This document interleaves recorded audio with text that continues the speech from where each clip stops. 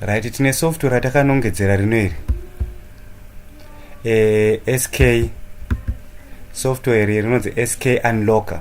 Software rinokubatsira zvakanyanyisa zvizhinji chaizvo. Apa muchidemo dangokuratidza kuti rine mafeatures api kuti utokozodownloada uchiziva kuti ndiri kudownloada chinhu chinozoshanda so. Saka software rega tirivhure panapa ndichikuratidza kuti futi rinodi rinovhura sei. Ifree flash 2 rinoshanda pakuflasha mafoni. Double click yako sezvo zvizvi. Kana kachinge kavhura kana katiri kuona kano kari panapa. Handiti kano katiri kuona panapa kana kachinge kavhura. Saka pano pandakanongedzera panapa ndipo unongonorowa papanapo bwatichi start.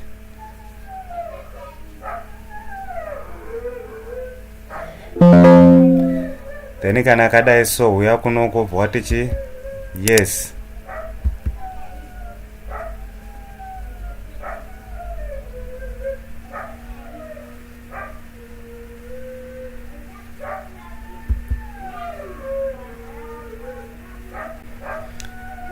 Flash 2 redu rineri free flash 2 sezvauri kuona panapa. Sa kungogadzira account yako unoenda pa option yakanzi register uchizvita uri pa net. Handiti ukaenda pa option yakanzi register uri panapa. Handiti right, unongoya pa option ino yakanzi register. Handiti ukaya pa option ino yakanzi register wakutoita register yako wakutova nechine account yako. Handiti sezvauri kuona zvinezvi. Kana uchinge waita account yako obva wauya kupi panapa unyora account yako semasevhero unenge wakaita. Rega tinyore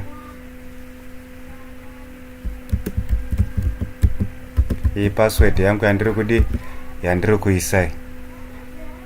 Then kana uchinge wapedza kuisa password yako then obva wauya pano pakanzi login. Handiti wauya pano pakanzi login panapa. Handiti then obva wavhura ipapapo. Right, software rino iri muchidimbu free server yaunokwanisa kuunlocka mafoni ese sezvauri kuona panapa. Tine mafoni akawandisa tiri kuona panapa. Tine mafoni akawandisa tiri kutoona panapa. Handiti tiri kuona tine Apple, Samsung, Oppo, 𝗁𝗵𝗶𝗀𝗶𝗀, Realme, Infinix, Huawei, Vivo, Nokia, Asus, SPT. Handiti sandro mafoni mazhinji ari kurohwa nesoftware rinori. Saka kwauya panapa unokwanisa futi kuti kuita zvauri kuita uripo pama-app apa uchiflasha uchibvisa ma-app ako ma-accounts. Ukaya futi paSamsung panapa unoita zvinhu zvakawandisa panapa Samsung panapa. Right, ndakuvhurira pano paSamsung panapa kuti uone kuti software ino inoita zvinhu zvakawandisa. Sezvauri kuona pana tiri paSamsung panapa tine mamodel ese atiri kuona nayo. Mamodel ese atiri kuona panapa aripo esaya. Saka mamodel esaya unokwanisa kuti kuita zvaunoita uchiflasha mafoni ako. Saka tiri kuona kuti kunoko tikauya pano pa option ino yandanongedzera ino yakanzi Android. Handiti option ino yakanzi Android ino tikaivhura sezvatiri kuona panapa takutoona mamwe maoptions akawandisa panapa. Saka kureva kuti unokwanisa kuita zvakawanda panapa uchishandisa software irori. Handiti tiri paSamsung panapa tiri kutoona kuti pane FRP pamanew phone. FRP unobvisa pamaSamsung ipapo. FRP zvakare pane mamafoni ane akangosiyana siyana iwaya maSamsung atiri kutaura nezvawaya. Saka unobvisa zvakare. Tine option futi yekukwanisa kubvisa FRP uchishandisa kamera sezvauri kuona panapa izvi. Handitika unokwanisa futi kushandisa kamera yako kuti kubvisa FRP yako. Saka tiri kuona kuti pane maoptions akawanda pasoftware ino iri. Tikauya pano pa option yakanzi download mode. Tikavhura pano pa option yakanzi download mode panapa. Handitika tiri kutoona kuti tine options akawandisa zvakare tiri kuona panapa. Kana foni yako yanga yaita zvezvokuti haichapinde musystem, tine option ino yakanzi soft break. Inokwanisa kubatsira foni yako nyore nyore ichitogadzirwa chipinda musystem.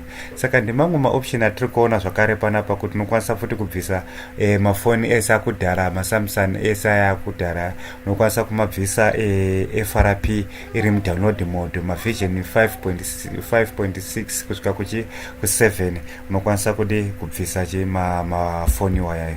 Saka tiri kuona zvakare kuti maoption atinawo panapa akawandisa sezvauri kuona zvinezvi. Right, tikauya paoption ino yakanzi flash handiti paoption ino yakanzi flash unokwanisa kuflasha uchiisa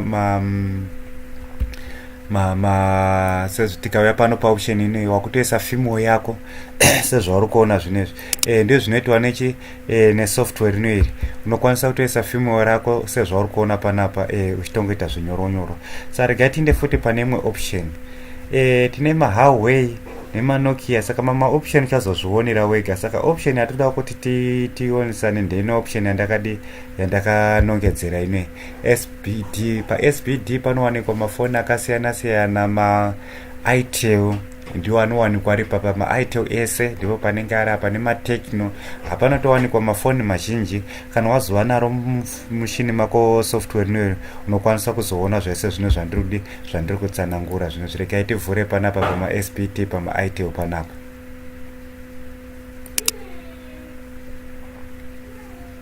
Right, sezvatiri kuona panapa software yedu ravhura kairi handitika, ravhura pamaoption emaItel panapa handitika.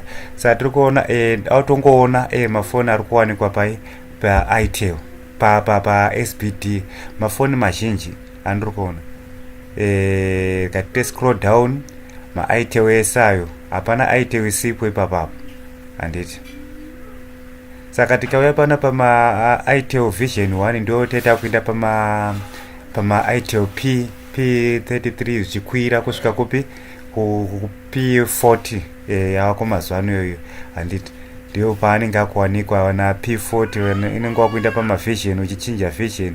Saka na P40 vanenge vachiwanikwa vari paversion anachiwanikwa ari paversion 3 plus, ndipo anenge wakumarovera ipapapo.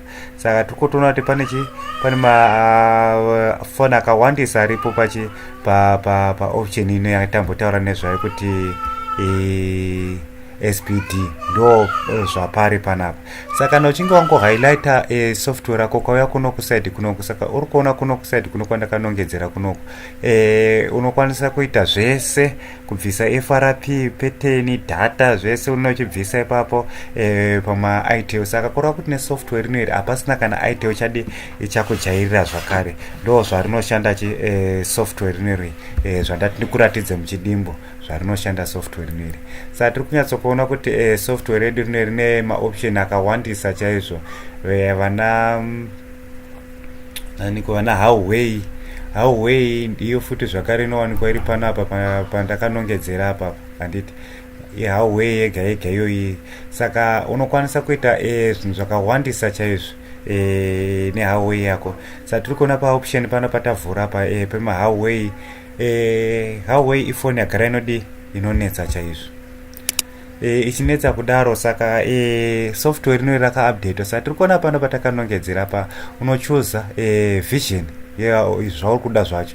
Saka tiri kuona kuti Huawei wakutoipedzera chaizvo. maHuawei aako ma710 aya, maKirin 710 wakutokwanisa kuti kwarova. Saka kana uchinge wangochuza ipapapa unenge wakwanisa kuti kubvisa FRP yako paHuawei yako, unokwanisa kuita zvese. Saka kuti ubvise FRP paHuawei yako uchinge wachuza model yako, unouya pano apa handiti. Saka tiri kuona paoption yandauya inoyi yatiri kutaura nezvayo handitika. Tiri kuona option yandauya inoyi, rega tidai so unyatsokuona zviri panapa. Ndio Huawei yatakanongedzera inoyi handitika, ndio malatest acho maHuawei. Saka ukauya paoption inoyi wakukwanisa kuti kutobvisa FRP yako. saka tiri kuona kuti unokwanisa kubvisa FRP uri patest point. Iyi test point yatiri kutaura nezvayo. Kana usinganzwisise zvetest point unofanira kuzoona rimwe vhidhiyo redu uchitaurwa nezvetest point. Saka tiri kuona panapa ID unokwanisa futi kubvisa ID pahardware yako. Ndizvo zvakuita software inoyi. Saka pasoftware inoyi unoita zvakawandisa zvakare. Usina kuita test point, mamwe mafoni mazhinji unokwanisa futi kubvisa uri mufast boot, zvoti unongodzima foni yako bva waipinza mufast boot wakutorova foni yako sezvauri kuona zvinezvi. Saka ndizvo zvinoitwa nesoftware inoyi. Zvidimbu zvatati tiratidzane muzuva ranhasi. Saka tiri kuona kuti pasoftware inoyi tine maoption akawandisa chaizvo atisingakwanisi kupedza kuti tiratidzane. Vana Apple aripo zvakare. Saka kuti ukwanise kuzoona zvizhinji uri kufanira kudownloada software inoyi. Software inoyi riri kuwanikwa kupi? Riri kuwanikwa muJola's Telegram, ndio matatorisa. Saka ukangopinda muJola's Telegram ikoko wakutokwanisa kuona software inoyi. Vagara variko kuTelegram ikoko zvangova nyore. Kana tatongoti update ratovako ukangonovhura kuTelegram ikoko wakutoona software yako sezvauri kuona panapa. Thank you guys nekuona video inoyi. Novemba madii matapirirwa chaizvo. Kana pane zvimwe zvatisarireyi uchange uchizozviona wega pasoftware inoyi. Software inoyi iserver, free server yekuti unokwanisa kuunlocka mafoni mazhinji. Free server inoyi ichakubatsira kuti unogona kuupgrade knowledge yako, kuti kana uchishandisa maserver patichiti server unochizoita sei. Server inoyi ichishanda iri painternet, kuunlocka mafoni anenge akanlocka network, ndio zvarinoshanda server. Saka kwazoita server rinenge richibhadharwa, unenge wava neknowledge yekuti wakutoziva kuti hasa server inoshanda so. Ndizvo zvataita lucky tikati regai tipana software inoyi refree server, kuti kuti kune vaya vari kutanga kuita zveflashing unoupgrade knowledge yako, wakutoziva zvimwe zvishoma zvaunenge wakwanisa kuziva pafoni pako sezvatangoratidzana zvino izvi. Zvizhinji unozokwanisa kuzviona uchingongodi watopinda musoftware inoyi, watoita login. Sekuita login kwandakuratidza kuya kuti unoita login yako woregister. Kuregister kwachona so long uchingogona kuverenga ifree, kungovhura pataratidzana pakanzi register. Wapedza kuregister utoita login, wakutokwanisa kutoita zvese zvanga ndichikuratidza panapa izvi. Thank you guys nekuona video rineri. Varida software rineri, namba ndio dziri pazasi dzinondibata paWhatsApp kana iri first time yako siri kunyatsonzwisisa zviri kufamba sei, ndokutsanangurira zvisere. Goodbye.